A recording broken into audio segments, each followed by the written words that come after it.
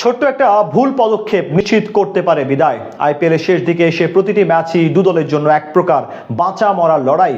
আর এমনই এক লড়াইয়ে জ্বলে উঠেছে কলকাতার বোলাররা। স্বাগতিক দিল্লির বিপক্ষে ঘূর্ণি জাদু দেখিয়েছেন সুনীল নারিন, বরুণ চক্রবর্তীরা। ফলে ঝড় শুরুর পরেও অল্পতেই শেষ হয়েছে দিল্লির ইনিংস।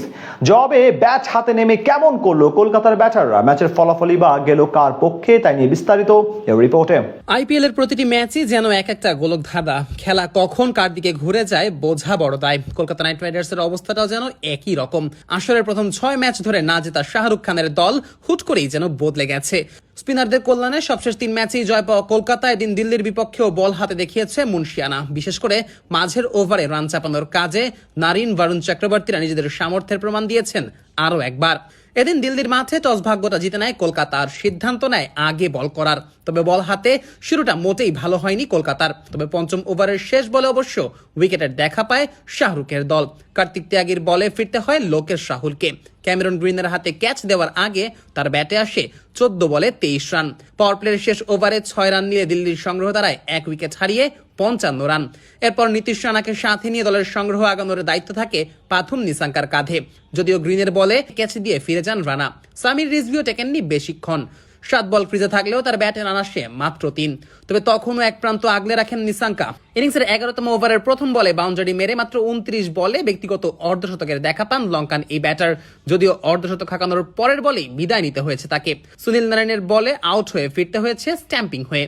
একই ওভারে বিদায় নিয়েছেন ট্রিস্টন স্টাবসো। ঘূর্ণি না সামলাতে পেরে 4 বলে মাত্র 2 রান করেই বোল্ড হয়ে ফিরেছেন এই প্রোটিয়া ব্যাটার। 11 ওভারে 89 রান তোলা দিল্লি পরের 5 ওভারে রান তুলেছে মোটে 11।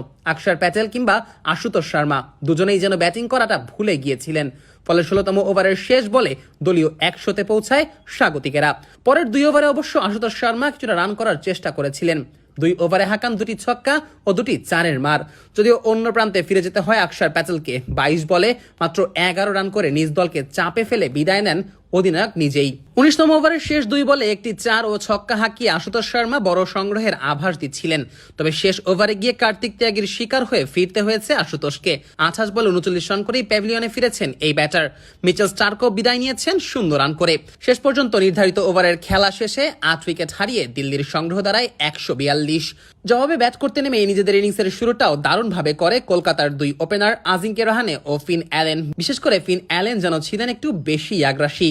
তৃতীয় ওভারে ফিরে যান আজিঙ্কে রাহানে। রান আউটের ফাঁদে পরে বিদায় নিতে হয়েছে কলকাতার এই অধিনায়ককে। যদিও ওপেনার ফিন অ্যালেনের ব্যাটে ভর করে ম্যাচে জয়ের স্বপ্ন দেখতে থাকে কলকাতা। ইনিংসের 11তম ওভারের প্রথম বলে ছক্কা মেরে ব্যক্তিগত অর্ধশতকের দেখাও পান অ্যালেন। শেষ পর্যন্ত কলকাতার ব্যাটারদের খুব একটা চাপে ফেলতে পারেনি দিল্লি। ফলে আসরে টানা চতুর্থ জয় নিশ্চিত হয় শাহরুখের দলের।